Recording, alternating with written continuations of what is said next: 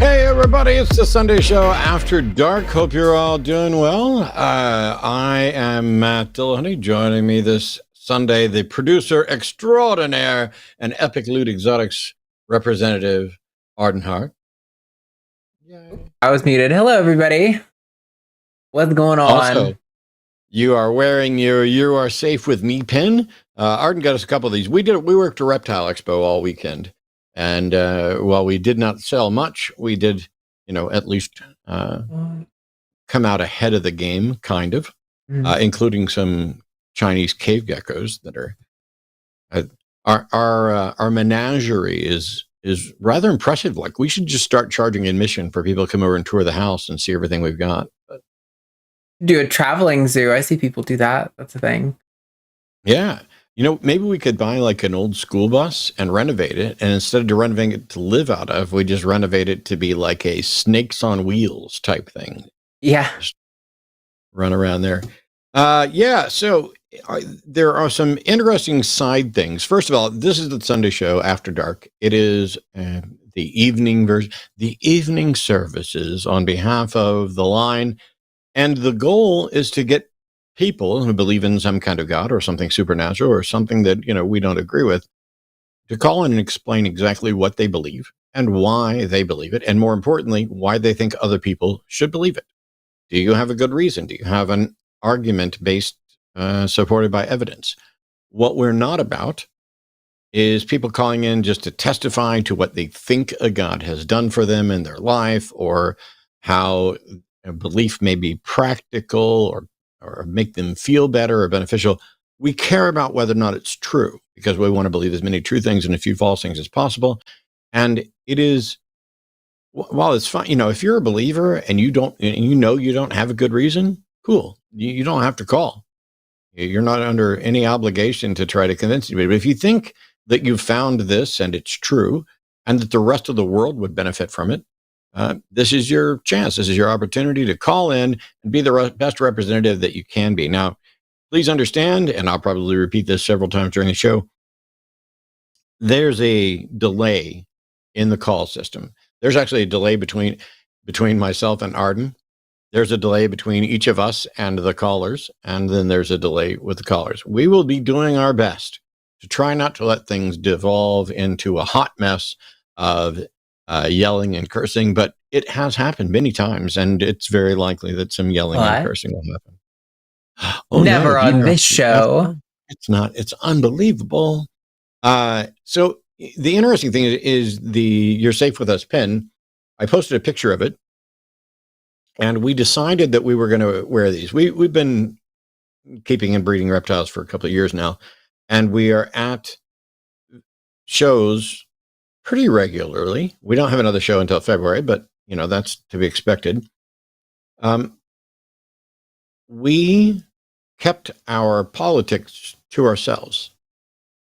Why would it matter if we're selling reptiles to people, educating people about reptile husbandry, about breeding, about genetics? It shouldn't matter where we are on the political spectrum, who we voted for, what our views are on things not related to reptiles. And yet, as some of you'd imagine, when we're at these things, there are plenty of people who are wearing shirts to show off exactly what their views are. And as long as their views are going to target and attempt to further marginalize the queer community in particular, then we decided it would be a really good idea for us to at least make some effort to show that our business is queer friendly and you are safe with us, etc. We're probably going to end up putting a safe space thing directly on our big banner that we post at the shows.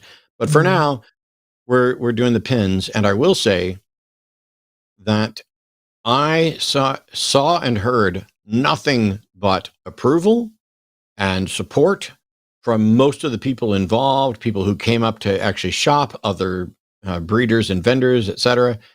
There was one person who came by in like a Trump 45, 47 shirt. I wasn't there. And we joke, kind of half joke. If she'd have wanted a snake, we wouldn't have sold her one. On the other hand, I think the truth is I would have sold her a snake, but at twice the price I had listed. And then sorry, inflation. It's the tariffs. You want this snake that's $275? Well, luckily for you, we're running a really good special today. And so for $550, you can have that snake, and I will donate $275 extra to the Trevor Project. I need to that's basically your tax for trying to shut down anything. I don't know. Yeah.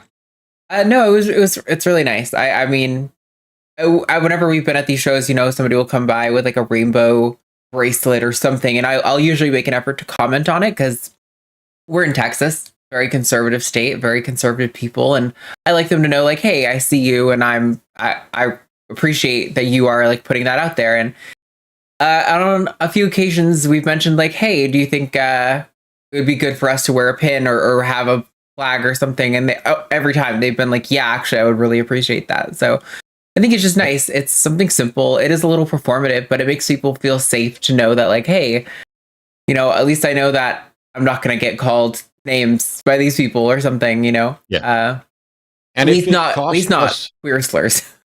You might get called stupid. Us some sales, so what? I don't care.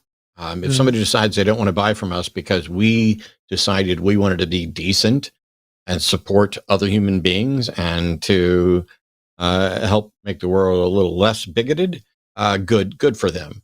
I'm happy if they're not willing to work with us. On that note, though, the pin, which Arden's wearing right now, I think she just got it off Amazon, so you can do a search on Amazon or queer you're safe with us pin, etc. We have calls, theistic calls and non-theistic calls. We are always going to prioritize theistic calls. So if you're a godless heathen wanting to get advice from us and everything else, please try to be patient. We will do our best to get everybody, but we're always going to prioritize theist calls. And it is just a fact. There are people who have sat on hold for this show and the earlier Sunday show for 3 hours or more and never got through because we were getting theistic callers. And so, yes, we do have theistic callers. The godless heathens will have to wait a little bit, because if in fact somebody has a good evidence-based argument for a god, I guarantee you're not going to find too many people who are more interested in actually knowing that such a well-supported argument actually exists than myself and Arden and the people here on the line. Absolutely. We're going to get started. We're not going to make this an incredibly long show. Hopefully we're going to get good calls. We're going to start off with Ramsey in Oklahoma. Pronouns are he, him. Ramsey's calling in to tell us why he believes in God. So Ramsey, I see you're calling the web client. You may need to tap your phone and then tap the browser once your phone wakes up in order to be able to talk. That's a problem that we know of with the web client, particularly on phones. But what God do you believe in? And do you think we should believe as well, and why? Hi, can you hear me? Yep. Yes. Okay. As far as what God I believe in, that's kind of a complicated thing, because I don't necessarily adhere to a specific religious God. I guess I'll just go in why I believe in God. It's because Ramsey. Yes, Ramsey. Yes. Just saying that it's not a God of any particular religion, it would be nice if you could tell us some of the characteristics of your God. Yes. Because I'll tell you, Ramsey, yes. my apologies. The reason I'm saying that is that there are people who will call in and say, ooh, I believe the universe is God, or I believe you're God, or I believe that because our consciousness creates reality, we're God. I have zero interest in any of those sort of esoteric, useless gods. I only care about gods that actually supposedly impact reality. That's what I was asking. Okay, so you're basically thinking like of a man in the sky type thing. I'm thinking of the gods of classical theism, the gods that people traditionally believe in. If somebody thinks the universe is God, okay, I don't care. Okay. Well, that's essentially my perception of God, and I do want to say one thing about that is I wanted to talk about the perceptions of God in the sense of what you're talking about, how these theistic gods emerge throughout human history, and yeah, and I may not be the right type of caller for this, but I just Definitely believe not. Definitely not, because not only do I not need or want a lecture about how different people have thought about God over the years, it has absolutely nothing to do with the show. If you're advocating for a God that is irrelevant, does it make any difference to any of us whether or not I believe in the God that you're advocating for? like like, are you talking about in like a physical, like, hey, day-to-day life? Is anything does believing in your God provide anything that is true and unique and only accessible by believing in that God? I would say that observation is a really, really, really key thing for me in my belief of God. Is the My whole life I've experienced a kind of a calling for observation in itself. I wouldn't necessarily depict that as a cartoon version of God where there's like a man in the sky, but I do feel that there are callings within us that we kind of pull towards, we kind of go towards. So for me it was like observation and making sure that we and I do read a lot of religious texts. I just I guess I have a more homogeny when it comes. I have a more homogenistic viewpoint when it comes to God of all religions, rather than just. If I don't believe in the God that you believe in, what happens to me? Nothing. In fact, if I do believe in the God that you believe in, what happens to me? I think reality becomes more interesting. How In what so? way? In what way? Well, for instance, you start to notice things in your own world that you just didn't really notice before because you have a sense of interconnection. Like what? Like what though? For instance, it could literally be anything, but it could be like you are more aware of a particular. It could literally be the temperature of the room, but or it could be. Okay, Ramsey, this is a complete waste of everybody's time. I'm going to move on now. Okay, that's fine. Thanks. I don't need a God to make me more aware of the temperature of the room. I have actual scientific devices that will tell me the exact temperature of the room. But you know what? I generally don't need those either. I can tell by how I feel. You can tell by the way it is. Does it feel cold in here? It's cold in here. See that? I got a little reference in there. Yeah, I appreciate that. I also think it's the notion of, I don't want to be a jerk, but just like the whole a calling for observation, like as a conscious human, you can't stop observing everything around you and like evaluating everything, all the sensory input you have. So I'm like, what human throughout all of the humans that have ever existed for tens of thousands of years didn't have a calling for observation? Like, it doesn't make sense. Yeah, it's, I mean, there's potential discussions in these. Oh, I think that God is something, that enlightens us about things. And it could literally be anything. I swear, while I am open to having the discussions, I am not open to wasting time on our programs on bong rip theology.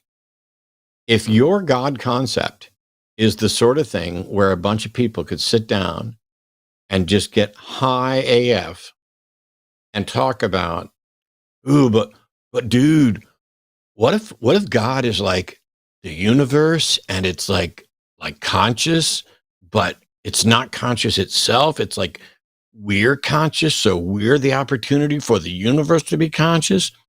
And if you're not aware of this, you just kind of slide through the universe. But if you become aware of it, you can become part of the interconnected kind of hive mind, and you become more acutely aware of the temperature in the room. Oh my God, just dude, take your bong rip and go do it elsewhere. This is not, that's not in any way a God that is useful or worth consideration. If it makes no difference whether people believe in your God, don't call. If there's not some good reason why we should really believe in your God, otherwise there are dire consequences, not just I might get the temperature of the room wrong. Yeah. I think a lot of these people think that the show is like a open mic to present your version of God, and that's not what we're trying to do here. We're trying to have people who believe in a God that affects, is detectable in reality. As Matt was talking about, like the gods of classical theism, where usually there's a significant benefit for believing or punishment for not believing. I would like to have them call in and demonstrate their belief. I don't need you to, like, you're not auditioning for your Nobel Prize on this show, so we don't need any of the open mic stuff. So let's try this. We've got Adolfo's calling from California, pronouns are he, him. Adolfo, calling from the web browser, says he believes we're in the end times. Didn't we talk about this just like last week, Adolfo? Yes, we did. How did it end? Well, it ended with, you guys talked about the Barnum effect, and yeah. I just familiarized myself with that. And also, Arden talked about the Ragnarok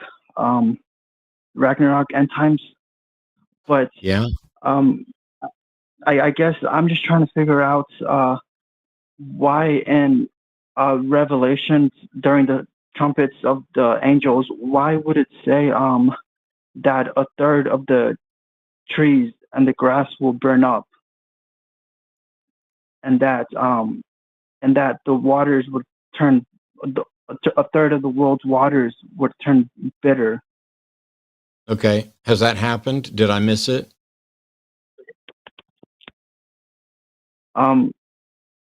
Well, that's what I'm looking at too. I think. That's what I'm looking at too. I'm just thinking that's something. Revelations 8:7 says the first angel blew his trumpet, and there followed hail and fire mixed with blood, and these were thrown upon the earth. Has that happened?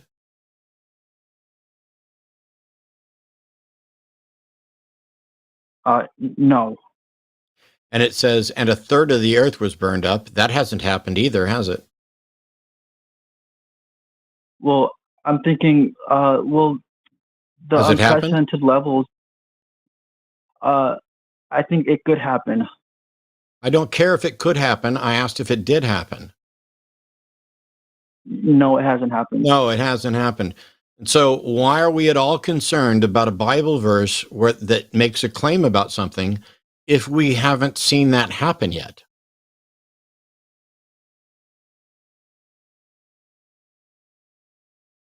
Well, I thought those were predictions about what could happen. Adolfo, this is rehashing an identical conversation we had on Wednesday. I'm going to reiterate that you are experiencing, to my perception, some deep anxieties regarding climate change, which you confirmed last Wednesday. You need counseling. You need to not call these shows because it's not helping you. It seems like it's exacerbating your situation. And I might even consider us blocking your number, at least for a month, because this is not good for you. This is bad for you, and you need counseling. You do not need to keep trying to figuring out how you can justify calling things that are happening predictions from the Bible by like a loose association. It is not good for you. I really think you need counseling and to not call this show. Okay, I just thought I could really try to understand these verses better by calling this show. Here's the problem. You're calling about these verses. What about end times prophecies from other religions? You're not calling in about those. You haven't even studied those, I'm pretty sure. Have you read the Bhagavad Gita? Have you read the texts for non-Christian religions and what their versions of end times are? Probably not. But in any case, even if you had, what we have is a book where somebody has convinced you that you need to pay attention to this book, even if what it says is going to happen hasn't happened. And my response to you is, there's no reason to pay attention to what this book says until somebody demonstrates that it's true and likely to predict the truth. Because until then, it's no different from Harry Potter. There's no reason to think that anything about this is another book or a collection of 66 books written by a number of different people long time ago. We don't know who many of them are. We have no reason to think that they're correct. And if you just look at the book and you're like, but Revelation says that the world's going to be destroyed. Yes. And yet it hasn't happened. We don't have evidence that this is true at all. And if it were to happen, Revelation doesn't do anything to prevent it or tell you how to deal with it. So the best thing you can do is stop worrying about what the book says and just worry about what's going on in your life and the things that you can address and can fix. On that note, I appreciate the call, but we're going to move on.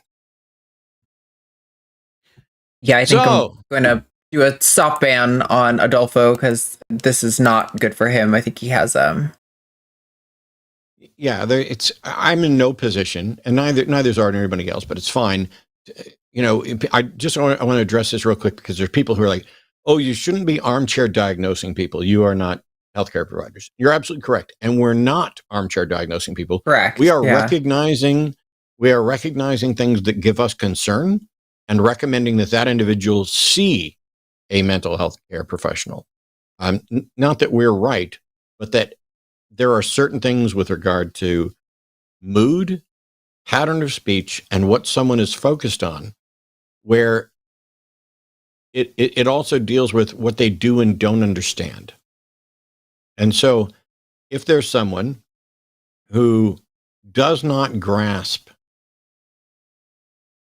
claims of prophecy, but they're desperate to, it seems to me like an exercise in frustration to sit there and keep trying to figure something out when literally the book that he's pointing to, the book of Revelation, by the way, almost not Revelations, a revelation of John, almost didn't make the Bible because the people who were canonizing scripture and deciding what would be in and what would be out viewed that book as the ravings of a lunatic.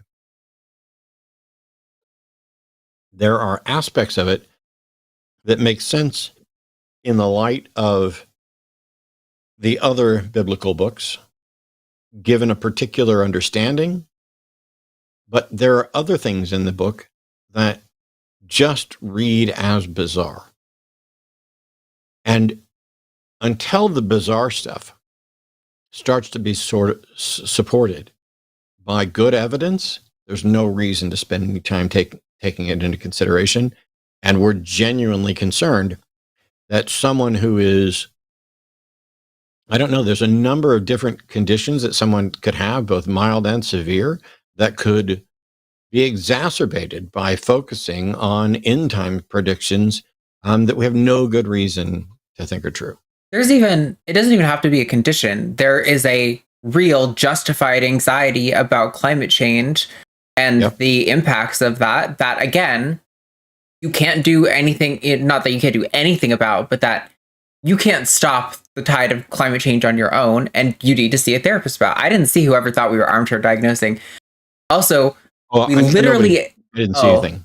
Okay. I'm used to that I'm used to addressing that. I just want to make it clear ahead of time.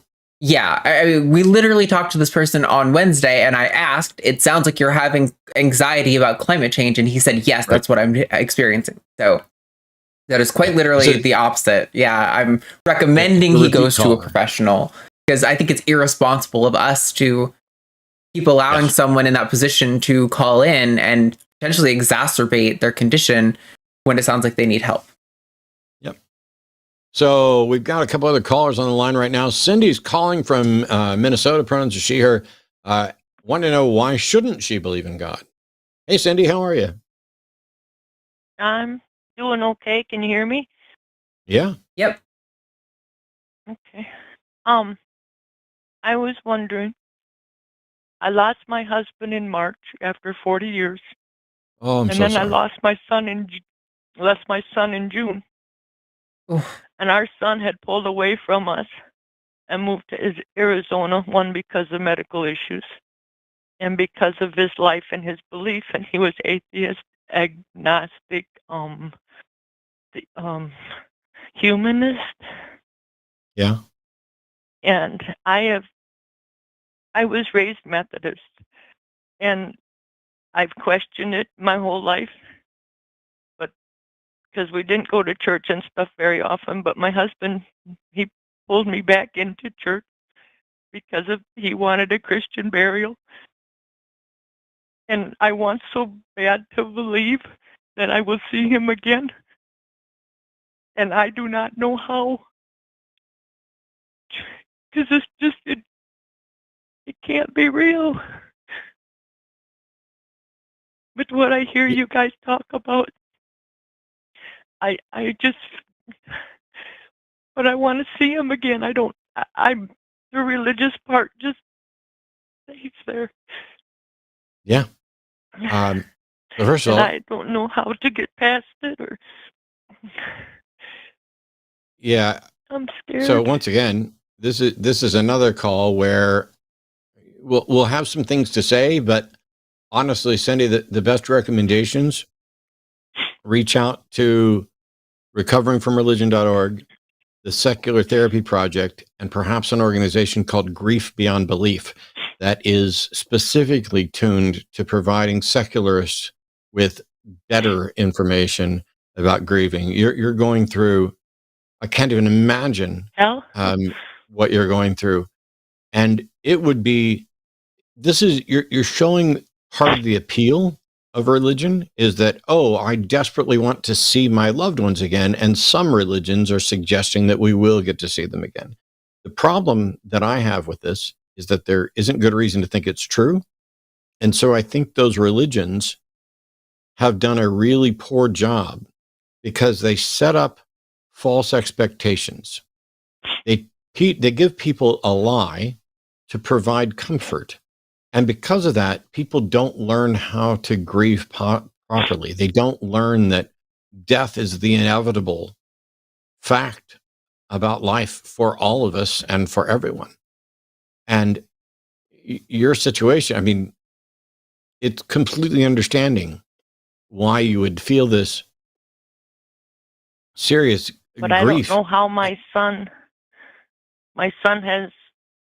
he tried to teach me atheism, and I fought against him because of the way I was raised.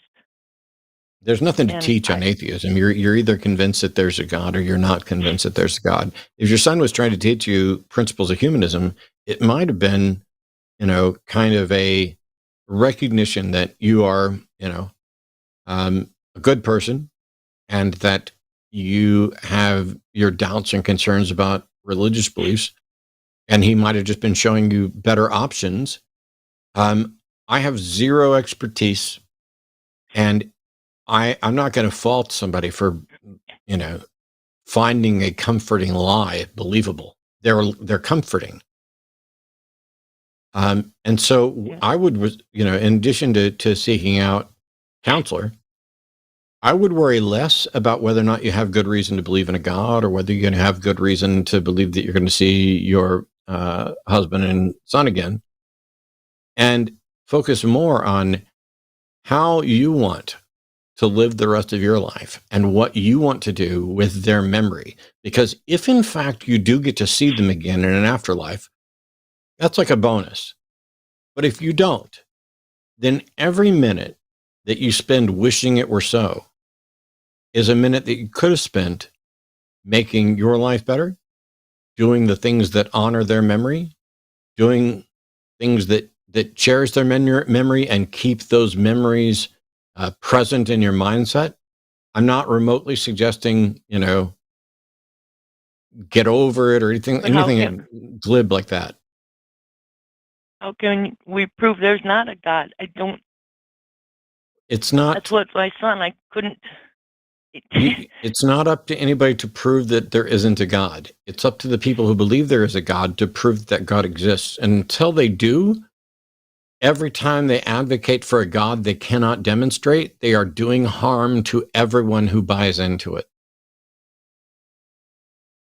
Yeah, Cindy, I put Recovering from Religion, the link to that at the top of the description. So I would highly recommend you check out their resources. And I think they can direct you to places that are relevant for the rest of everything Matt mentioned, like Secular Therapy Project and all of that. But yeah, I completely agree with Matt. Like I mean, if in a few months you are feeling like a little more grounded and you want to call back in and kind of talk about God belief, then we can do that. But I don't know if that's really what you need right now. I think right now you are coping and you're hurting, and that needs to take more focus than debating whether or not God is real.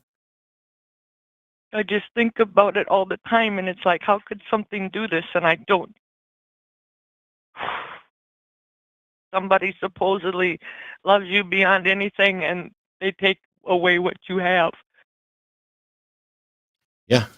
And the bigger issue is not so much because there are views about God where God didn't take away your loved ones. It was just their time or whatever else. Here's the thing. Whether God took them away or allowed them to be taken away, just set that aside. And then the question becomes, how is it that you can be here as a grieving wife and mother, desperately hoping for an afterlife, and have Very a God much that so. and have God exist but do nothing to provide you any comfort? What kind of God fails to address your concerns? What kind of God fails to provide you comfort? What kind of God makes it so that your best option is to call into an atheist show and ask about how to better deal with the grieving process, and is there a reason to believe in God? If there is a God, he's abandoned everyone.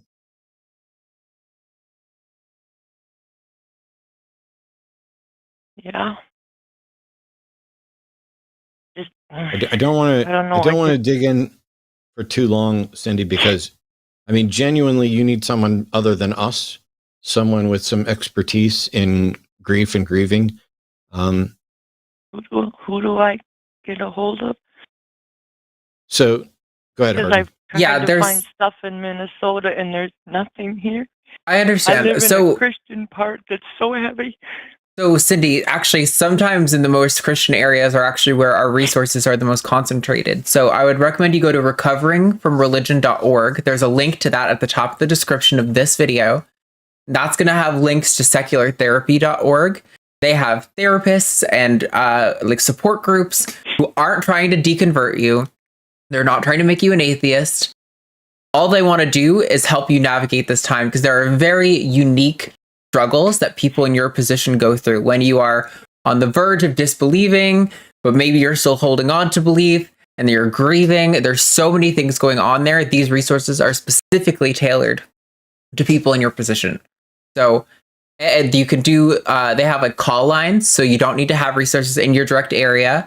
But again, a lot of their resources are actually concentrated in religious areas and red states, because that's where a lot of people who are like you, who suffered from their, the environment that they're in, wanted to contribute to these organizations. So definitely recoveringfromreligion.org. Again, that link is in the description of this video.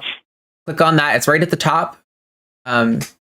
click on that and try to navigate your way to some of the support groups. There are resources there for you, okay? Okay. Thank you so much. And by the I'm way, really, you have a lot really, of really sorry idiots for your on loss. here. No Thank kidding. you. You have a good night. You too, Thank you so Cindy. much, Cindy. We're sorry for your loss. We hope you get some help, and we hope that over time, the grief process allows you, and you allow yourself to grieve properly, to miss and love the ones who left, but to make sure that you continue to live and thrive with their memory going forward.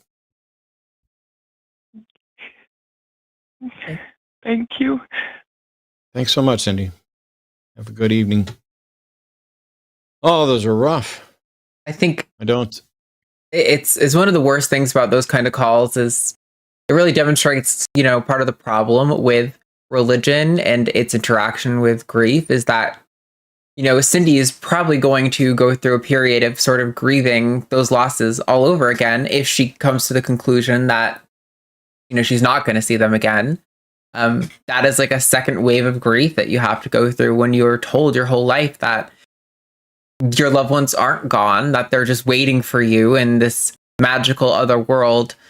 Yeah, it's heartbreaking. It is one of the many cruelties that religion does to people.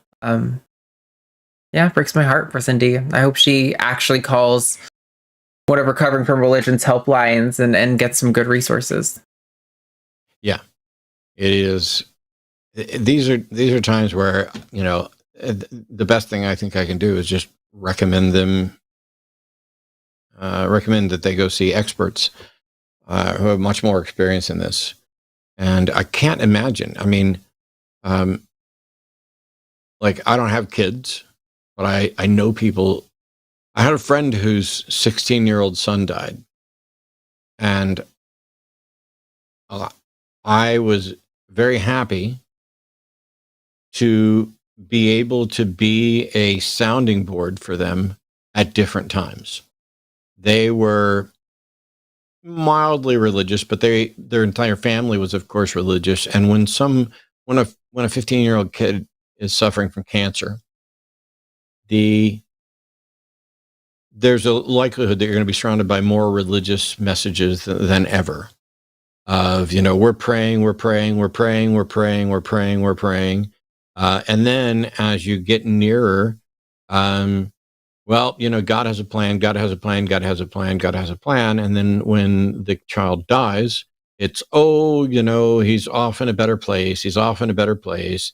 And some of this nonsense, which isn't remotely biblical, if God needed another angel or whatever, the sophistry that people engage in to try to be as kind and as sweet as they can in a situation where you have nothing particularly useful to offer. And even if you knew and understood the entirety of the human psyche and knew exactly what that individual might need to do to process grief and move forward, it may be the case that trying to say it then is ineffective and that there's absolutely nothing you can do to properly convey that. So even knowing the right answer may not help at certain times. And I was glad, I guess, for lack of a better word, to be someone that she could come to where I wasn't going to say any of the religious stuff and we could talk about what the doctors had to say about pain management, about expectations, about, chemotherapy, about the actual science on it. And it's crushing to watch someone who you care about suffer so greatly and flail around. Why? What kind of God allows a world like this? What kind of God allows a teenager to die? What kind of God allows a parent to lose their child? Whether that child is 16 months, 16 years, or 50, it's strange that religions, many of them, provide comfort with what appears to be a lie or a delusion, and that we will buy into it because it helps alleviate the pain. And comfort is almost always preferable to truth to most people when push comes to shove. Yeah. The only thing I want to add is that a chatter, Jesus and Patriots, said, Cindy, God has a plan for all of us. Your son is in heaven watching over you.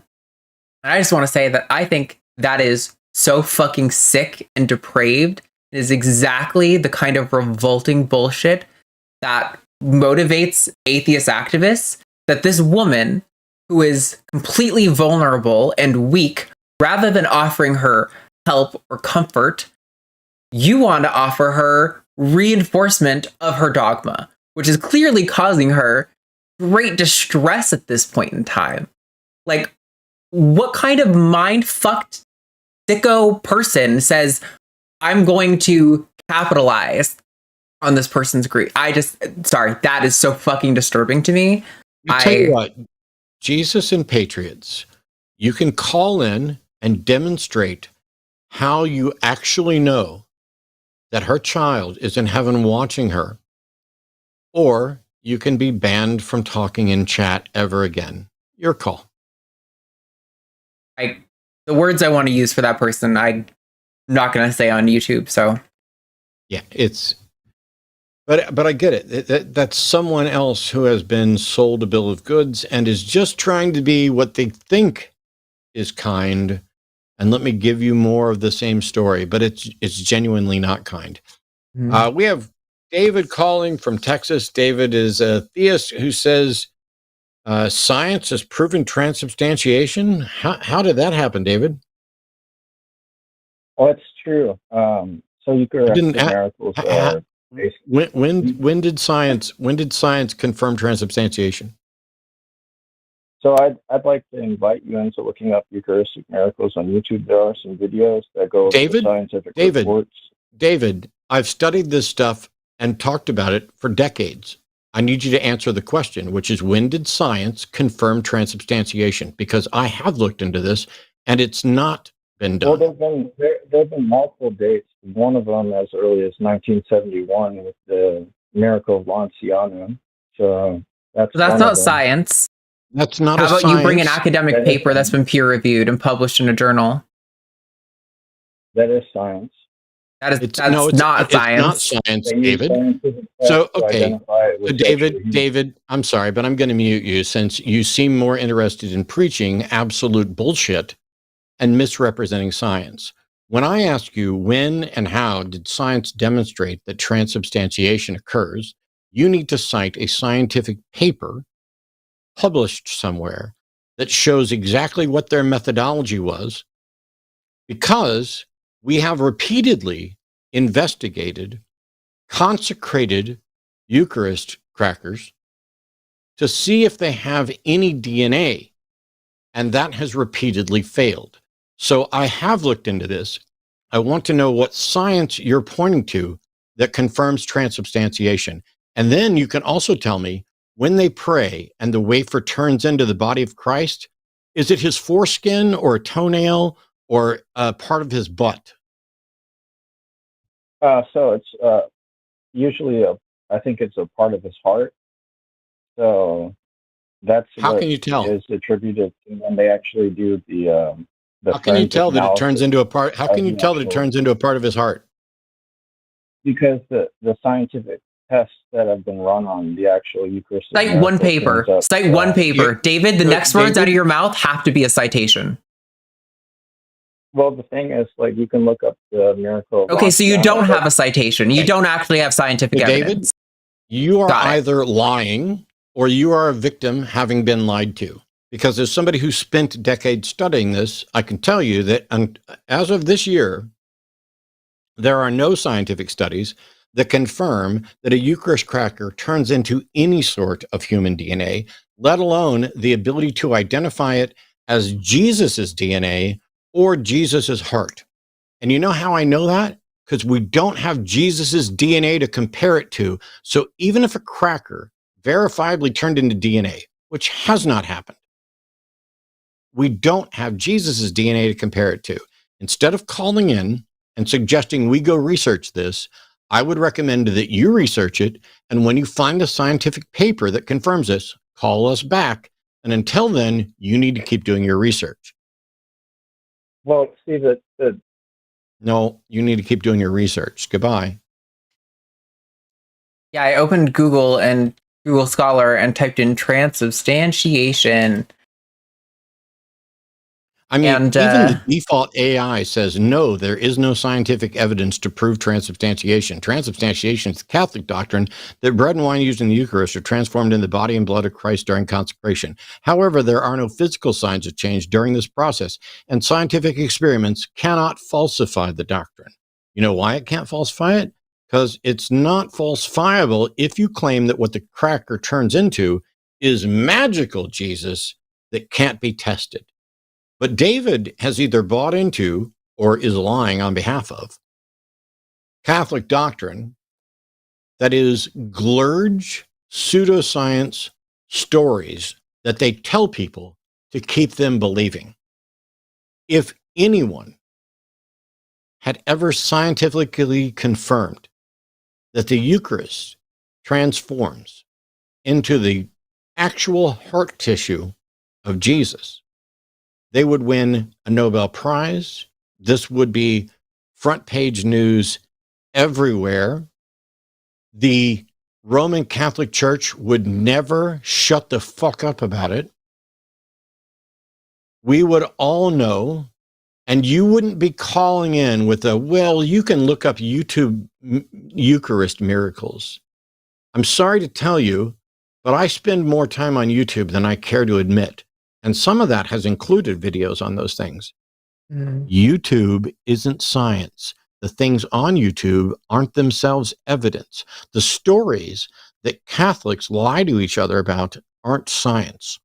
You have been lied to and deceived, David, and you need to go learn how to tell the difference between a YouTube story that pretends to be science and a YouTube story that is about good science. Yeah.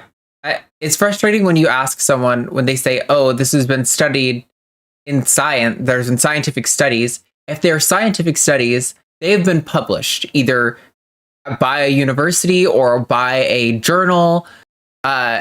You should be able to cite the authors, where it was published, the title of the study, whether it has some sort of DOI or PMID or something like that. Anything, any sort of identification number, so we can go look at it and we can evaluate, how did they sample their participants? What methods did they use to evaluate the cracker before and after it transubstantiated or whatever? There's so many. If you really thought there was real science here and you actually understood what science was, you would be able to answer all of those questions. But that's not what you did. You just said, well, there's a story from the 70s and I watched YouTube videos, and well, you have to listen to the, no, you got nothing.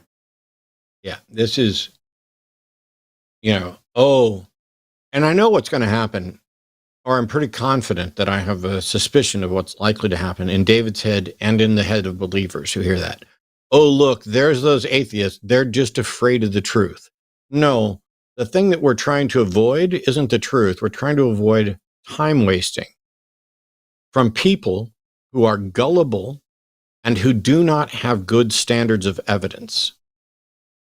Yep. If in fact science had confirmed Eucharist miracles, you would not be hearing about it on the Sunday show after dark from a random caller to tell us about a YouTube video about a miracle from the 70s that actually confirms it. What's that you say? Oh, there's a conspiracy among all the media to shut down the truth. Well, curiously, the Catholic Church isn't saying this. The ones who believe in transubstantiation, they're not running around pointing it. The Templeton Foundation, I think that they are operated by Catholics, has consistently tried to demonstrate the efficacy of prayer and other religious claims. And you know what happens every single time? They fail. At no point in the history of the world has any supernatural claim been confirmed to be true or even possible. At no point in the history of the world has any scientific body or process confirmed a religious claim about the supernatural, about transubstantiation, about souls, about anything in the ballpark. And what's funny is there are religious people who say, well, of course you can't prove with science. That's not the way God works. And then there are religious people who think that, yes, we've confirmed this with science. And the problem is, I don't know which group is more gullible. The ones who are gullible enough to believe that science has demonstrated something that we know science has absolutely not demonstrated, or the ones that are gullible enough to believe that science can't demonstrate it, but they should believe it anyway.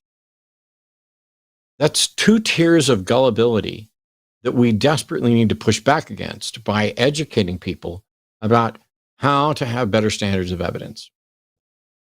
Hopefully we get some more theist calls, actually calling in to try to prove something other than just asserting that science has already proved them right. But we do have a couple atheists calling, and Gabe's been on hold for a while. Gabe in Texas, pronouns are he, him, wants to talk to some Trump-supporting Catholic parents about vaccines. So I take it that do these anti-science Trump supporters also think that science has confirmed the Eucharist? But they're Catholics, so I haven't asked them, to be honest. But actually, I wanted to apologize to Arden, by the way. I didn't mean to put you on the spot the other day about Latinx.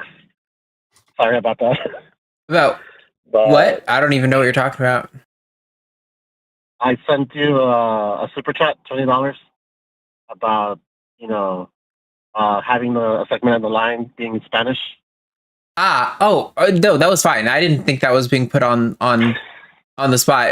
It's a fair question. I wish we could have the line in Spanish thing. I think that's a great idea. I just don't know if we have the resources or the connections to make that happen to our suitability, but I was not put on the spot. That's a totally reasonable question. So anyway, go on with your topic. How about that?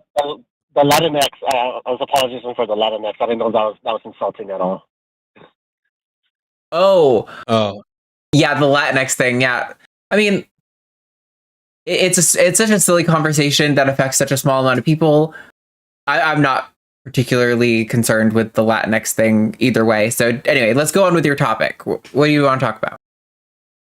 Okay, so I've called the show before. I've talked to Matt about my Catholic parents. They're very Catholic, and they voted for Donald Trump.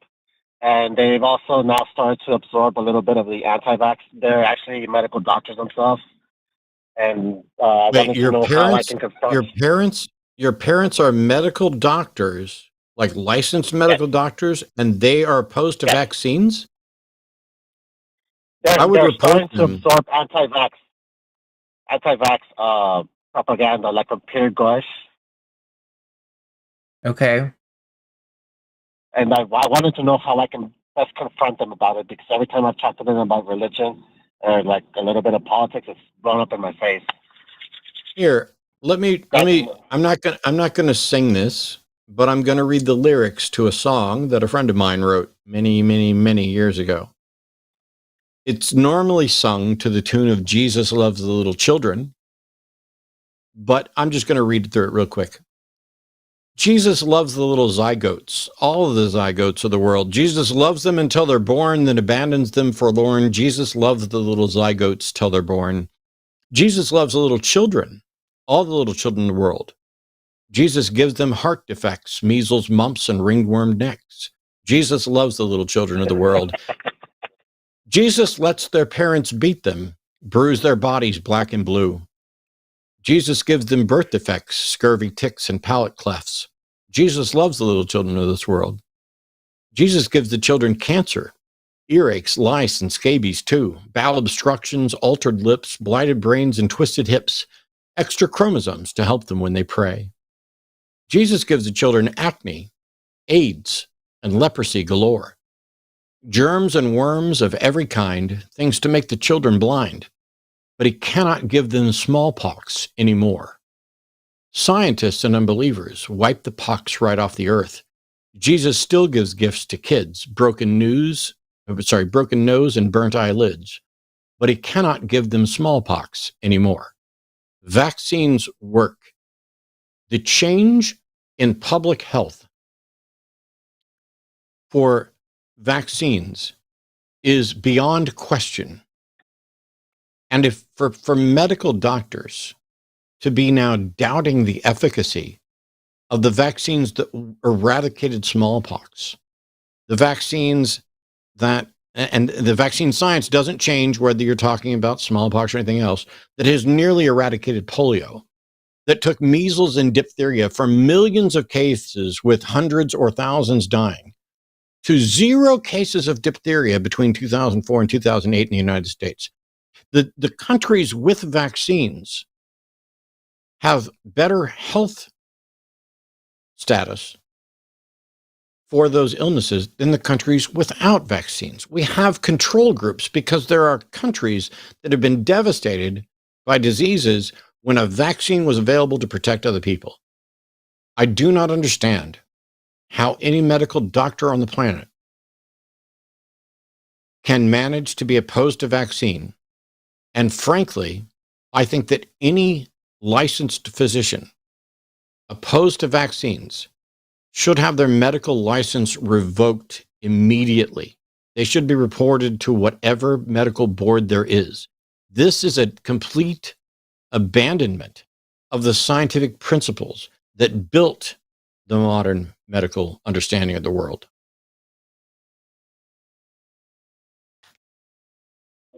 Good.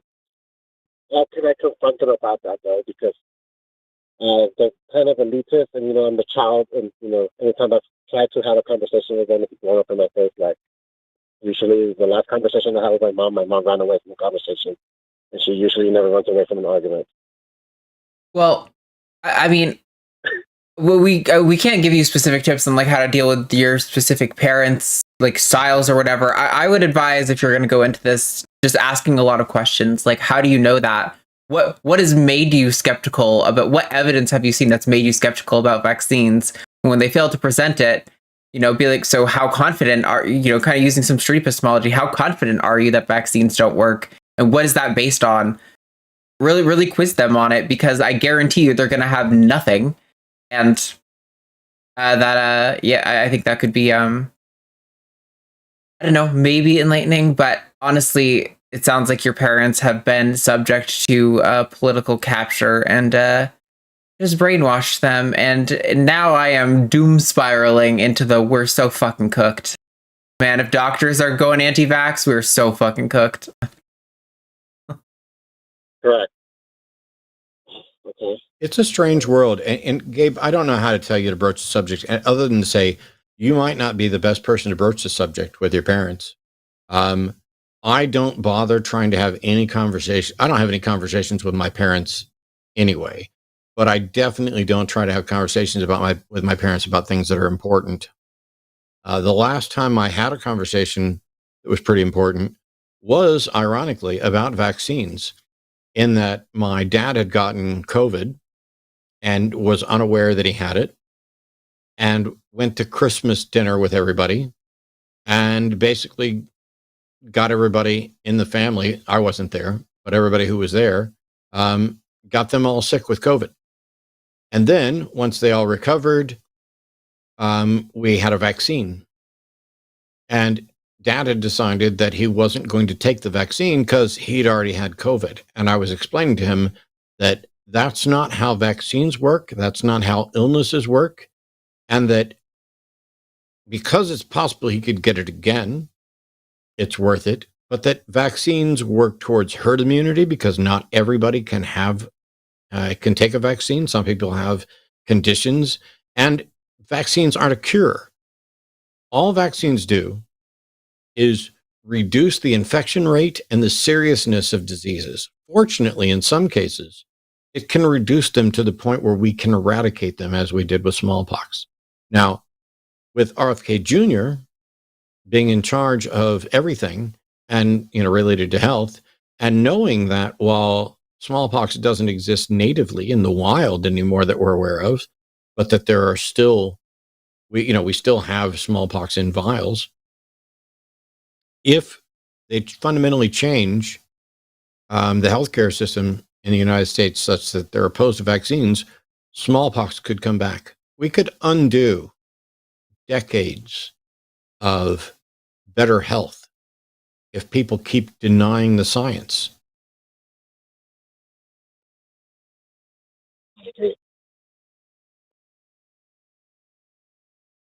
But how you broach that subject with your parents, I don't know. I'm not a doctor. Maybe call into Transatlantic Call-In show when Dr. Ben is on. That would be someone who might be able to point you in the direction of some stuff. There are also plenty of skeptic resources on YouTube. I'm not saying that YouTube should be your primary source or Wikipedia should be your primary source, but a quick Google search about the effectiveness and efficacy of vaccines. There's a website called historyofvaccines.org that goes through what has been eradicated, what has nearly been eradicated, how viruses work, how vaccinations work, how effective it's been for measles and diphtheria and yellow fever and chickenpox and cholera and Ebola and coronavirus and hepatitis and HPV and influenza and Lyme disease and bacterial meningitis and mumps and malaria. I mean, they have different pages on all of these. Rotavirus, sexually transmitted infections, shingles, tetanus, tuberculosis. All of the information is there. If your parents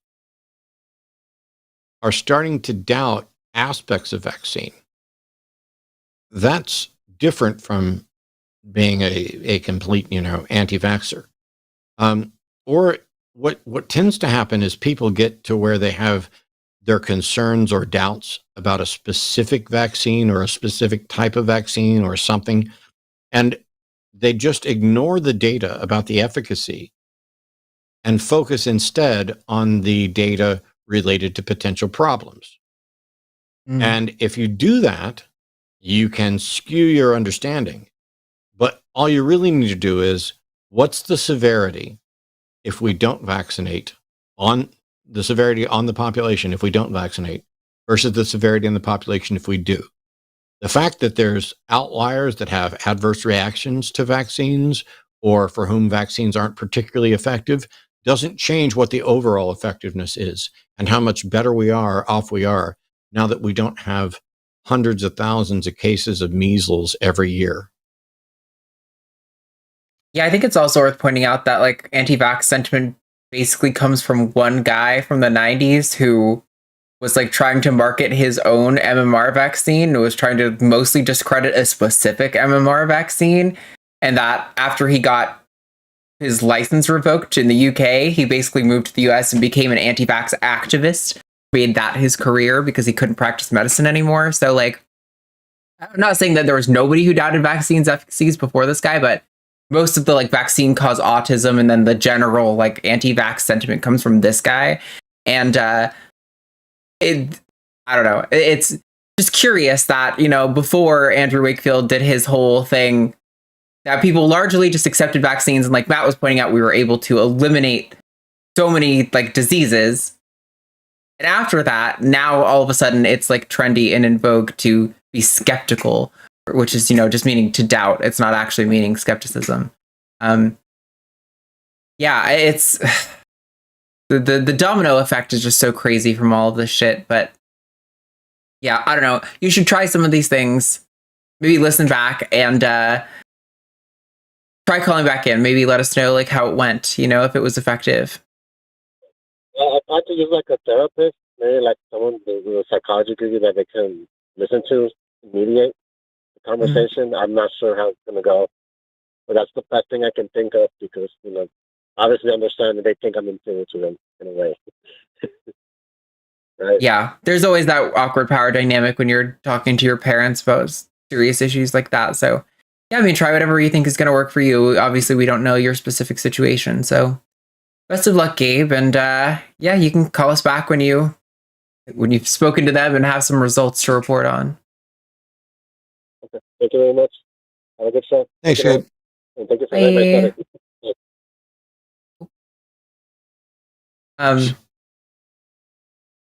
All right. Somebody was also mentioning in the chat that there are some translation services. I'm not sure how much we could use to get a like La Linea in the future. I would love to see that, honestly, but we got a lot on our plate, you guys. Jimmy has his health concerns. I'm doing a lot for the line. In the future, when we have more staff and we are less spread out. So we have lines open, and hopefully we'll get some actual theists calling in to present some evidence for their God belief. We ran across someone at the Reptile Expo today who we knew previously, and who let me know that they used to be a believer, then became an atheist, and they have now returned to being a believer, and they wanted to be on the show. And I let them know that, we don't have people on as guests so much, but he's welcome to call in, just like anybody else. And I absolutely gave him all the information and the phone number to call in. And I don't think we're going to get a call from that person today, which is fine. And it's probably a good thing, because this is someone that we're going to be interacting with at Reptile Expos relatively frequently. I'm not trying to, I know how this stuff goes. And I know that there are people who, once they get finished having their clock cleaned and being exposed as having no good evidence or argument, and essentially believing in something without any good reason, they don't like me as much anymore. It's just a fact. But if there are theists out there, if you think, first of all, if you're a Christian, I'd say that you have an obligation under 1 Peter 3:15 to at least call in and explain why you believe. That's what that verse means. It's your instruction to essentially proselytize. Yeah, I think we could exercise a little extra patience. I mean, obviously we have the mute button because of the delay, and communicating can sometimes be awkward on this format, but we would definitely exercise a little bit more patience for someone that we know in real life. I do still have lines open. I'm going to close them soon because it's late. We've had a long day. We've worked, but we only have one caller currently on the line. So if there are any theists, now is the time to call. I also should remind you guys to like and subscribe. And if you want to interact with, I think there should be, is there any merch on the merch shelf right now? No, I didn't tag any products. When you see products below the video, click on them. Even if you're not going to buy it, click on them. Interact with everything, because all of those interactions boost the algorithm. And we are so close to the line hitting 150,000 subscribers. I would love to see it by the end of the year. At the rate we're going, I think we're going to hit it, but it's going to be very narrowly. So like and share and subscribe to help get us there. That'd be really cool. All right. So you ready for, so here we go. We've got Compa calling from Ohio, pronouns are she, her. I see that you're on the web client. If you're on your phone, you may need to tap your phone to wake it up, and then tap on the browser to get the web client woken up. But it has questions. So welcome to the show, Compa. Hello. Hey. How are you? Can you hear me? Good to hear from you again. What's going on?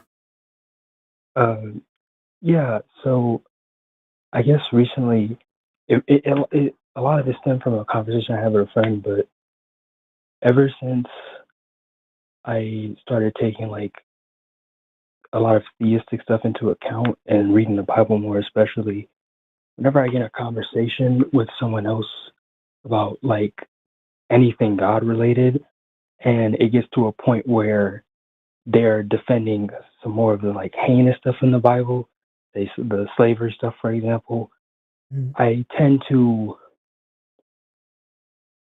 I guess, lose my cool a little bit, and my attitude becomes a bit more bleak in that how could you possibly believe in this kind of thing? And when I was talking to my friend about it, they were saying like, maybe it's better if you don't engage in the conversations like that, if that gets under your skin that easily. And we kind of went a back and forth about like, oh, if you can't keep your cool or whatnot, or if that thing really bugs you that much, then you shouldn't be one to speak on it. But it's like, I kind of live in an area where it's like no one really wants to speak on that kind of thing. and it's blatant misinformation being talked about. And when I see that blatantly starts to affect the people I care about, because the way people treat us will be different if you let people talk that kind of way. Especially down here in Ohio, where stuff just keeps getting more red, and quite frankly, I'm a bit paranoid about that. Yeah. But I don't know. I kind of wanted a second opinion. Like, is that too much? Is that like something I should think about bowing out of? Do I just keep that to myself? Well, I'm gonna make my response really quick and then let Arden jump in here with her thoughts, because I think her thoughts are going to be more valuable than mine. Because as we all know, I don't really care that much about keeping my cool unless I put an effort into it, because I think there is justification in righteous anger and indignation. And if I'm dealing with bigots and liars, I'm gonna call a bigot a bigot. I'm gonna call a liar a liar. And if someone has a vile, disgusting, anti-human position that they're advocating for, I'm going to call them out on that. And I genuinely think that the people who aren't angry about it have something wrong with them, that they are so willing to tolerate terrible views from terrible people that are genuinely doing harm, that they're not doing anything to help make it better. That said, if it's causing you distress, I think you should definitely bow out of the conversations. And if your anger is clearly inhibiting any good conversation, definitely at least stick a pin in it, take a break, and come back to it at a later time. But I don't always take my own advice on that. yeah, I think, it's kind of like a thing people say, but I there's value to the notion that when you're first kind of deconstructing, that maybe you shouldn't get into debates for the first few years as you kind of process those emotions and kind of digest it. Like, we tend to say, maybe Matt less than some other hosts, but a lot of us, still Matt stays cool in a lot of situations. We tend to stay pretty cool in the face of people saying some of the most awful shit, like you're talking about, justifying the slavery, justifying like a lot of these anti-trans positions and stuff. And that's mostly because a lot of us who are on the line here did a lot of work to, internally accept the situation we're in and to, find community and feel like we're supported and happy and strong. That way, it's not like I'm raging against these people because I'm isolated and alone and will be alone if I, cut them all off. But that said, your anger is totally justified. And like Matt said, I completely reject the notion that we have to be civil with people who are justifying inhumane acts, whether that's for political reasons or religious reasons. I think you are totally justified in cutting people off and setting whatever boundaries you think are necessary for your well-being. That said, I would know you. Last I talked, I think you were maybe in a situation with like your family, with your mom, and like living with her, maybe. So, obviously consider your safety and well-being. But yeah, I mean, I think it's valid to be angry. I'm angry all the time. One of my friends today at the Reptile Expo was mentioning that her husband is very Republican, and I was like, well, I'm gonna say shit. Like, if he says shit to me, I'm going to say shit back to him because I can't keep my mouth shut. I am also full of anger on these things and very prone to popping off because I just can't keep my mouth shut when I see something that pisses me off like that. And I think it's actually wrong. And I think that's a good quality to have. It can make you a passionate activist and a good defender of truth and humanity and all of those things. But I do think you need to do the internal work to know how to control that because, yeah, it can get you in some bad situations and it can hurt you as a person, and that's not good. So, yeah, because I guess I've gotten to the point where I can have the kind of conversations and I can walk away feeling fine. It's just, especially when it's someone like at my college or someone that I frequently have to take the bus with, sometimes they'll say something that is really off. Like, there was a guy who at my college who was very, very against a lot of the trans people there, which there are quite a bit of queer people at my college, considering like art college and whatnot. So we tend to have a bigger population. And when it came to the subject of bathrooms, I'm kind of the person who tends to hear something that could really go either which way, and I really want clarification just so I know. Like, I'm the kind of person that just kind of asks, what do you mean by that? What do you mean by that? Do you realize that you might also be saying this when you say that? And I guess every now and then I get the person like telling me like, hey, when you are prying that much into it, like you're kind of hurting your side of the conversation because you come off as annoying. So like the point won't land and whatnot. I've been trying to take that into account.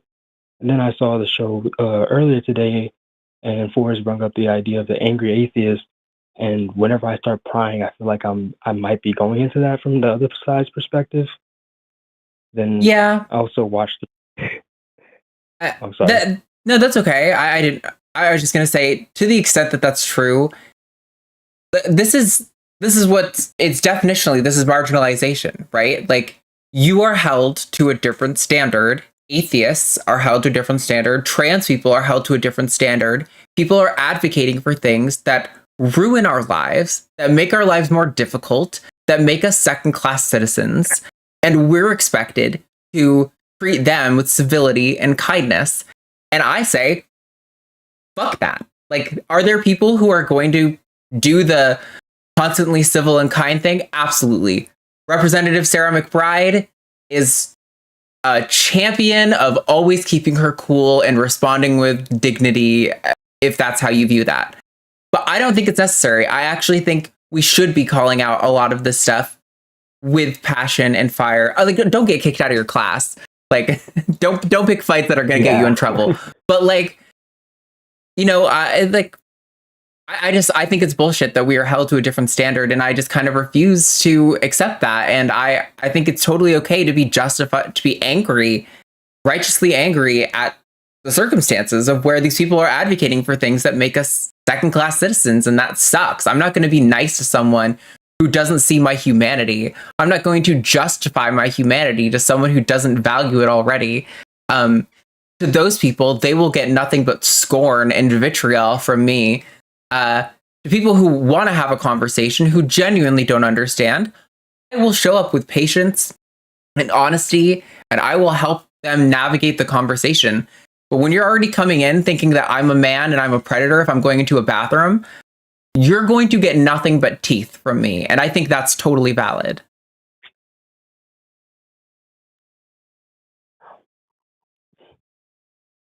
Yeah, I don't know. I felt like I might have been getting in my own head a bit, but hearing that gives me a lot more less compensation, but confidence. Sorry, but yeah, it definitely gives me a bit more assurance that like at least I'm not just going over the top for nothing, I guess. Thanks. And it's one of the things to remember is that how you feel and how you react is still valid. It may need some adjustments. It may be that it's not particularly healthy for you. It may be that it's not particularly beneficial to other people, or even the conversation, but it's still, this is what you're experiencing. I'm in a weird position. I am live and have been live on call-in shows for 20 years. Almost 21 years, actually. It's 20 years this month from the first time I called into AXP.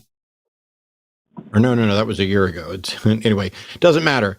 I'm in this weird position where I'm going to have conversations with people publicly that are going to be recorded and saved forever. I have, at last estimate, 73 buckets of privilege. If we could quantify privilege, I got loads of it. There are areas where I'm less privileged, but I am definitely privileged. I'm a cis, het, straight, white, able-bodied, middle-class male, with, I don't have a boss to answer to. I mean, apart from, Arden and Jimmy, but, I would have to fuck up pretty bad to get fired. And I realized that there's a couple things that are going to happen. One is that I'm going to have these conversations that other people can't have for several reasons. One reason is that they may not know enough, they may not be practiced enough at it, or they may not be privileged enough to be in a position where they can actually stand up for what is right, damn the consequences.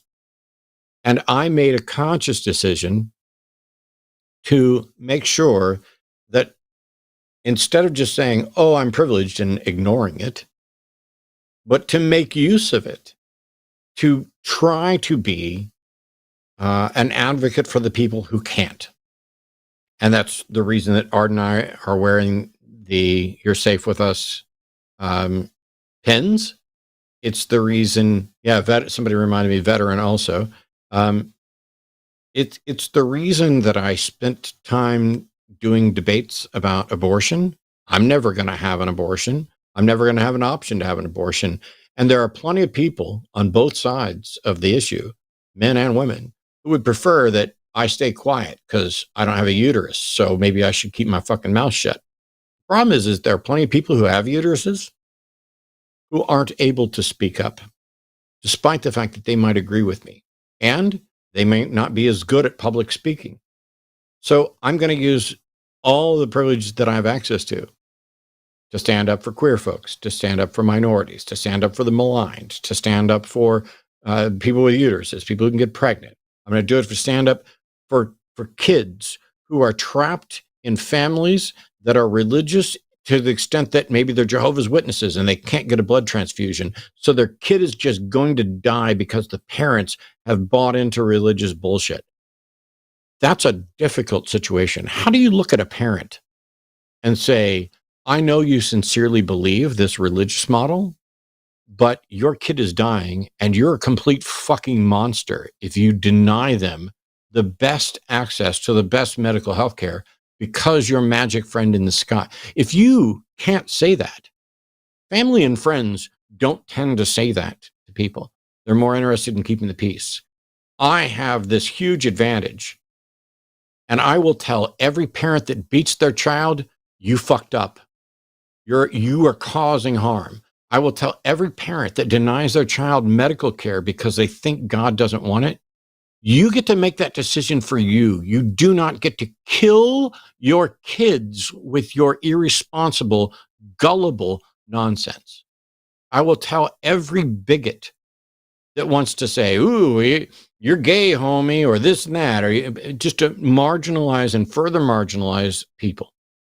James Acaster James Acaster is absolutely brilliant, British comedian.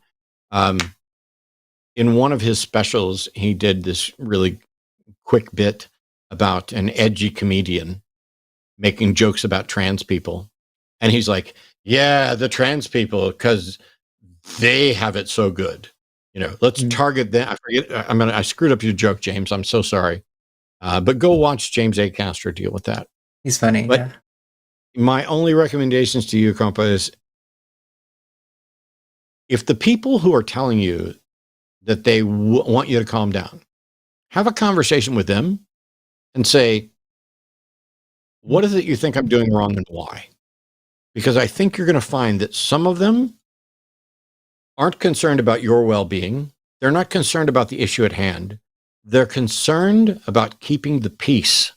Yep. They are concerned about not rocking the boat. And what have they done? If they agree with you on the issue, why are they not as excited as you are? If they don't agree with you on the issue, I don't need strategy advice from them. But if they do agree with me on an issue and they think I'm doing it wrong, I want them to demonstrate how to do it right and show that it's more effective than what I've done.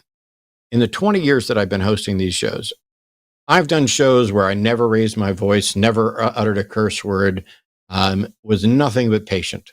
I've also done shows where most of the calls were incredibly heated. I have yelled. I've called people names. I don't think that I'm right on all of those. I think I've been wrong many times in how I responded. I think in many cases, I was so mad that it messed up any hope of reaching the people who were watching. Sometimes I've even gone so far as to apologize for it. But the people who email, who tone police and are like, oh, Matt's only taking calls so that he can call people stupid and hang up on them and feel better. No, that's not why Matt's taking calls. And when you say things like that, you are projecting your perception of what you think it's like to be me because you're too much of a coward to actually be me. And that's the truth. You know, like just last week, Seth and I did a show together. Seth and I have been friends for years. We'll continue to be friends. But he called me out for calling someone stupid as fuck. I think people were expecting fireworks. There was none. There won't be any. We talked about it after the show as well. Seth's talking about whether or not calling someone stupid as fuck is very effective. And genuinely, in most situations, I think Seth is right that calling someone stupid as fuck is probably not very productive for them. But calling someone stupid as fuck might be very productive for the people out there who share that person's opinion, but aren't on the phone. And it was definitely effective for me. If someone had told me that what I believed made me stupid as fuck, I would desperately want to either prove them wrong or change my position because I desperately didn't want to be viewed as stupid. Seth's right on one thing, which is instead of saying, you are stupid as fuck, I would be better off saying what you believe is stupid as fuck. Probably better ways to say it too, but I mean, rather than addressing the person, to address the argument and the position and the belief. But the truth is, I would bet money that if you talked to the people who agreed with Seth, probably including Seth, and asked, yes, I agree with you that Matt shouldn't have called that person stupid as fuck, but asked them, do you agree with Matt? Was what that person is saying stupid as fuck? The overwhelming majority of them would say yes. And so that means I'm the one that's willing to say what they're not willing to say. Now, all of a sudden, instead of talking about who's correct, we're just talking about strategy. If somebody's got a better strategy, show it to me. Show it works. Because nobody's done this as much as me. There's not an atheist on the planet, probably, that has spent as much time doing this as I have. That doesn't mean I'm right. That doesn't mean I'm not wrong. It just means I have a wealth of information about what works and what doesn't. And I could share some of it if somebody hadn't screwed me out of 18 years of email. Anyway, that's enough of a diversion there, compa. No, I mean, I feel like I kind of needed to hear that. You came through. You're coming through really hard time quiet, hearing you. compa. I don't know if Is this better? a little bit. Okay, we were hearing some feedback too, but now it's not. Yeah, I think the only thing I want to add, compa, and then we'll give you some time for some final thoughts, is like, you should use this anchor. This is righteous anchor. It's justified. There are problems that you are looking at. And I think whatever field you want to go into, it could benefit from your righteous anchor. And I think I tend to not advise people to get into content because there's a lot of extra bullshit that comes around doing this stuff. Like, that is not fun and not good at all. It is not as glamorous as people seem to think it is. But like, if you are interested in research or any other field, having your voice there, an angry atheist, would be so valuable.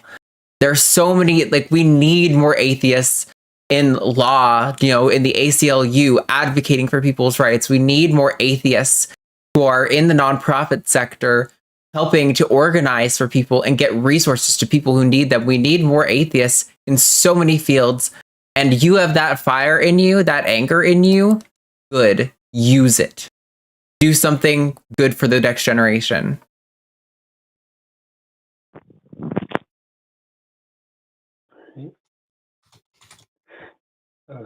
Thanks. All I right. guess only final thoughts really are just the first time I called, I just wanted to say I'm sorry. He's been nagging me that I never addressed it the first time, but I remember the first time I called, I'm pretty sure I was on TACIS and I kind of broke down a bit and I was crying and it was like a very lighter, moody stream until I called and I wanted just to say sorry for that because that felt like it was not something on the radar for that day. And I should have been controlling myself a little bit better. Oh gosh. No, Compa. We're getting a little feedback there, but no apologies needed at all. I was so glad that you called. I think there was so much value in what you brought to the audience that day. And we were all so moved deeply by your experience and what you were willing to share. And I'm grateful for it. There's no apology needed at all. Thank you for calling. And we always appreciate hearing back from you, Compa. Okay. Thank you again. Okay. Hope y'all have a good night. You too. Thanks so much, Compa. I want to touch on one thing. We don't have any other callers, and it's already 8:30. Arden and I have had a long day. We're gonna do a 90-minute-ish show today. But there's a couple things I want to address just because I find them funny. First of all, somebody was like telling me to be careful with the F bombs because I'm likely to lose my plate, and by that I've had my teeth removed and I have dentures. Hey, look, I have a smiley mouth, but the top plate can come out, particularly when I say f, because I'm both blowing and then pushing against teeth from the inside. And so it was funny that they mentioned that. They're like, careful with the word fuck. And I'm like, yes, it's happened to me several times on the show. It's something I may well have this for like a week and a half. It's something I'm just going to have to get used to. But also, it may also help calm me down. Because I'm pretty sure that I can sit here and calmly say, that is fucking ridiculous. I cannot believe that you fucking said that fucking stupid fucking thing to me on this fucking show while I'm sitting here fucking listening to you. And as long as I remain calm, I'm probably not going to lose my plate. See? 44 people did 44 things, 44 ways. Anyway, I just found it a little extra funny because I had some problems. I'm still recovering. Super glue. CMBR just recommended super glue. I haven't even tried like Polydent or any of that stuff yet, but yeah. There we go. On that note, thanks everybody for tuning in. Reach out and find your theistic friends and family and see if you can get them to call during these shows and defend what they actually believe. Not just call in to say, oh, you should do more research because YouTube told me that science confirmed the Eucharist. First of all, I don't need anybody to call in and tell me to do more research. I need someone to call in and direct that research. Point to the actual resources that show that what we're saying is likely correct. But considering there are some things I don't need to go do more research on. I don't need to research whether or not science has confirmed the Eucharist. It would be known to everyone. And quite frankly, it's embarrassingly stupid that people don't realize that. They think science has confirmed the Eucharist because they saw it in a YouTube video promoted by Catholics. They read it in some Catholic propaganda or dogma. But you know where it's not? It's not in the journals. It's not in the scientific journals. It's not been peer-reviewed. It's not been received a Nobel Prize. It's not been addressed by the various foundations that are desperately trying to prove this. This level of science has proved the Eucharist because I saw it on YouTube is right up there with it's weaker than some of the UAP stuff. And in those cases, I just keep telling people that UAP stands for what? What's the first word? Unidentified? Stop pretending you've identified the unidentified. Stop pretending that you've detected the undetectable. If you believe that God manifests in reality in some detectable way, show us how to detect it. Show us how you confirmed and detected a God interacting with reality. And if you don't believe that God interacts with reality in any detectable way, keep it to yourself. I mean, you're free to talk about it, but nobody should pay any attention to you or listen to you. The guy on the street corner with the end is near sandwich board, that's who you are. Your level of diligence and research for Eucharist miracles actually happen is right up there with the guy with the sandwich board on the corner shouting that the end is nigh. It's right up there with the end time prophecies that have our caller Adolfo freaking out. And those end time prophecies have been coming over and over again. And you know what's happened every single time? They've been wrong. Every single time someone has predicted the end of the world, they've been wrong. Every single time a scientific finding has been shown to be incorrect, it has happened by doing more and better science. At no point in the history of the world has any religion demonstrated that a scientific finding is incorrect. And at no point in the history of the world has any science confirmed any supernatural claim. That's an amazing track record. In the entire history of the world, no correction to science has been verified by religion, and at no time has any scientific finding ever demonstrated the veracity of a supernatural claim. That's an amazingly perfect track record. At no time has science confirmed that prayer works at any rate greater than chance. At no time in the history of the world has any of the proposed miracles of any of the religions ever been shown to be real and demonstrated to be caused by some being outside of the natural world. Science isn't perfect because it's done by humans, and humans aren't perfect. The science of vaccines isn't perfect, and vaccines aren't miracles that heal everybody and have no side effects. That's part of the problem. We've misinformed people about science. We've misinformed people about vaccines. And so they think the vaccine is the cure. And so when they only get a little bit sick, they're like, see, that didn't do anything for me. Or when somebody else survives without a vaccine, they think, see, I didn't need the vaccine. We have a world that is stupid as fuck on a number of issues most of the time. We haven't taught principles of skepticism. We haven't taught critical thinking. We haven't given people the tools to learn how to evaluate evidence correctly. And because of that, we are now going to have a second round of fascist Christian nationalists taking over the United States. And in this case, every single branch of the United States government. And the people who have put them there are the people who idealistically want a Christian nation, or who are so misinformed and disinformed that their view of reality is the opposite of what it is. I've talked about the statistics. I've talked about them thinking unemployment's at an all-time high when it's at an all-time low. I've talked about how they think 20% of the population is trans when it's 1%. Same for Muslims, same for Jews. That exaggeration. All of that builds a model in people's head that makes them think the world works one way when it actually works a completely different way. We've had a failure of education and a failure of inspiration to get people to care about learning and becoming obsessive learners.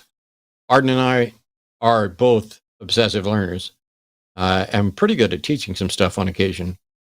We thank everybody for tuning into the Sunday Show After Dark. Don't forget that tomorrow there's an episode of Skeptalk. Do you have the schedule you want to go through?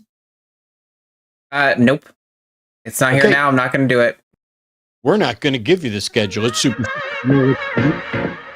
All right. You got to subscribe. You got to join stuff. You got to go to patreon.com. So it's all on. You got to go to linemerch.com. You got to do all those things. And then you need to share this information. Click on anything and everything you can that we put out, because even if you can't donate, every one of your clicks helps us do what we need to do. We'll see you again. Skeptalk Monday, Chewed Gum Tuesday, Hang Up Wednesday, Transatlantic Call-In Show Thursday. Patreon.com/call the line.